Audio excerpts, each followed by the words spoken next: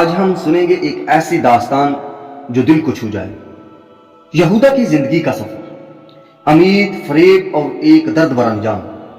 وہ جو کبھی یسوع کا قریبی تھا لیکن آخرکار اپنی راہ خود چن بیٹھا۔ آئیں جانتے ہیں اس کے دل کے اندر کی کہانی، وہ خواب جو ٹوٹے اور وہ فیصلے جو طریق بن گئے۔ یہ کہانی ہے ایک انسان کی جسے محبت اور بھروسے کے امتحان میں ڈال دیا گیا۔ یہودا اسکریوتی یسوع المسیح کے 12 شاگردوں میں سے ایک تھا۔ اس کا تعلق فلسطین کے علاقے کیرات سے تھا، جو اسے باقی شاگردوں سے ممتاز کرتا ہے، کیونکہ وہ واحد شاگرد تھا جو یروشلم یا گلیل کے باہر سے تعلق رکھتا تھا۔ وہ یسوع کے قریبی ساتھیوں میں شمار ہوتا تھا اور اسے شاگردوں کی مالیات یعنی خزانے کا ذمہ دار بنایا گیا تھا، لیکن یہی شخص بعد میں غداری کی علامت بن گیا۔ جب یسوع المسیح نے خدا کی بادشاہی کی منادی شروع کی تو بہت سے لوگ ان کی طرف کھینچے چلے آئے۔ یہودا اسکریوتی بھی انہی میں شامل تھا۔ وہ شاید یسوع کے پیغام، معجزات یا انقلابی تعلیم سے متاثر ہوا۔ یسوع نے اسے 12 رسولوں میں شامل کیا۔ یہ ایک عظیم اعزاز تھا۔ یہودا وہ شخص بنا جس پر اعتماد کیا گیا، حتیٰ کہ اسے خزانے دار بھی بنایا گیا۔ زمینی بادشاہی کا خواب۔ یہودا اس امید کے ساتھ یسوع کا پیروکار بنا کہ وہ مسیح آ کر رومی حکومت کو ختم کرے گا اور اسرائیل کی زمینی بادشاہی کو بحال کرے گا۔ یسوع ایک تخت پر، شاگرد اس کی حکومت میں وزیر اور خود یہودا شاید خزانچی یا کوئی بڑا عہدیدار۔ مگر جب یسوع نے عاجزی سے لوگوں کے پاؤں دھوئے، صلیب کی باتیں کی اور دشمن سے محبت کا سبق دیا تو یہودا کا خواب بکھرنے لگا۔ یہودا کے لیے یسوع کا مقصد روحانی بادشاہی تھا اور یہودا کو صرف سیاسی طاقت نظر آ رہی تھی۔ یہی وہ فرق تھا جو آخرکار اسے اس راہ پر لے گیا جہاں سے واپسی نہ تھی۔ یسوع المسیح نے اپنے شاگردوں کے ساتھ آخری کھانے کا اہتمام کیا۔ یہ کھانا محبت اور وفاداری کا اظہار تھا، لیکن ساتھ ہی دلوں میں کچھ خوف اور سوالات بھی تھے۔ یسوع نے روٹی اور انگور کے جوس کا بٹوارا کیا۔ یہ علامت تھی اپنے جسم اور خون کی قربانی کی۔ انہوں نے شاگردوں کو خبردار کیا کہ ان میں سے کوئی ایک انہیں دھوکہ دے گا۔ یہ لمحہ تھا محبت اور غداری کے درمیان کا، جہاں دلوں کے راز سامنے آ رہے تھے۔ جب یسوع نے بادشاہی کا مفہوم واضح کیا تو یہودا کا دل مکمل طور پر بدل چکا تھا۔ اس نے ان مذہبی پیشواؤں سے رابطہ کیا جو یسوع کے بالکل خلاف تھے۔ صرف 30 چاندی کے سکے، ایک غلام کی قیمت اور ایک دل کی تباہی۔ یہودا نے جو سوچا تھا کہ وہ چلاکی کر رہا ہے، وہ دراصل خود کو اندھیرے میں بیچ رہا تھا۔ مگر یسوع نے تب بھی اس سے نرمی برتی اور کہا، جس کام کے لیے آئے ہو وہ کرو۔ مگر جب دل میں لالچ، مایوسی اور توقعات کا بوجھ جمع ہوتا ہے تو انسان سب کچھ پا کر بھی اپنے آپ کو کھو دیتا ہے۔ پچھتاوے کے آنسو۔ جب جناب یہودا نے دیکھا کہ یسوع کو گرفتاری کے بعد سزا دی جا رہی ہے تو اس کا ضمیر جاگ اٹھا۔ وہ دوڑا، وہ چلایا، وہ چاندی کے سکے واپس لایا۔ میں نے معصوم کو دگا دی، مگر بہت دیر ہو چکی تھی۔ مذہبی پیشواؤں نے طنز سے کہا، یہ ہمارا مسئلہ نہیں۔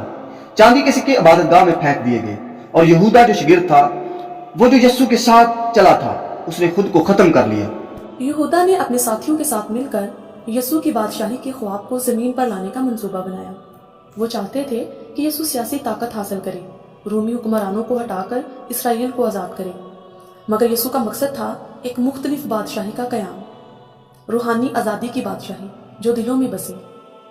یہودا کی اس خواہش نے اسے اندھیرے، حسد اور سازش میں دھکیل دیا، جو آخرکار اس کی اپنی تباہی کا سبب بنی۔ خدا کی بادشاہی ہماری سوچ سے کہیں بڑی ہوتی ہے اور اس کا منصوبہ ہمیشہ ہماری توقعات سے مختلف ہوتا ہے۔ جناب یہودا نے اپنی جان لے کر سمجھا شاید سکون پا لے گا، مگر وہ موت جو اس نے چنی وہ شرمندگی اور بوجھ سے بھاگنے کی کوشش تھی، نہ کہ توبہ اور نجات کی راہ۔ جس شاگرد نے نجات دہندہ کا ساتھ چھوڑا وہ خود نجات سے محروم ہو گیا۔ اس کی لاش کھیت میں گری، وہیں کھیت جو چاندی کے سکوں سے خریدا گیا تھا ایک قبرستان بن گیا، مگر نہ سکون کی جگہ، نہ عزت کے نشان۔ بے شک گناہ کا انجام موت ہے، لیکن توبہ کا دروازہ بند نہیں ہوتا۔ اگر یہودا یسوع کی طرف پلٹتا تو شاید صلیب سے پہلے رحمت اسے بھی گلے لگا لیتی۔ یسوع کا رد عمل اور ہماری امید۔ جب یسوع نے یہودا کی خیانت کو جانا تو انہوں نے نہ غصہ دکھایا نہ الزام لگایا، بلکہ دعا کی اور معافی کی راہ دکھائی۔ یسوع کی محبت اور صبر ہمیں یہ سکھاتا ہے کہ مشکل حالات میں بھی رحمت اور امید کا دامن نہ چھوڑیں۔ وہ ہماری زندگیوں میں روشنی بن کر آتے ہیں اور ہمیں نیکی کی راہ پر چلنے کی ہمت دیتے ہیں۔ ہماری امید یہی ہے کہ خدا کی محبت हर दुख को मिटा सकती है और तौबा के दरवाजे हर वक्त खुले रहते हैं। अगर यहूदा तौबा करता तो बहाल हो सकता था। यसु ने हमेशा माफी और तौबा का दरवाजा खुला रखा था। अगर यहूदा ने अपनी गलती तस्लीम करके सच्चे दिल से तौबा की होती तो उसे दोबारा मोहब्बत और रोशनी में वापस आना मुमकिन था, मगर वो शैतान के शिकंजे में फंस गया जिसने उसे अंधेरा दिखाया और गुमराह किया। ये हमें भी याद दिलाता है कि हमेशा चमकती रोशनी की तरफ लौटना मुमकिन है, बस दिल का दरवाजा खुला होना चाहिए। यहूदा की कहानी हमें सबक देती है कि इंसान की आज़ादी का इंतखाब कितना कीमती और मुश्किल होता है। गुनाह और अंधेरों में भी उम्मीद की रोशनी कभी मद्दम नहीं होती। यीशु की मोहब्बत और माफ़ी हर दिल के लिए मौजूद है जो तौबा और रास्तबाजी की राह चुने। आओ हम भी अपने दिलों को साफ रखें और रोशनी की राह पर चलने का अज़्म करें। ये दास्तान है रहमत, उम्मीद और नजात की।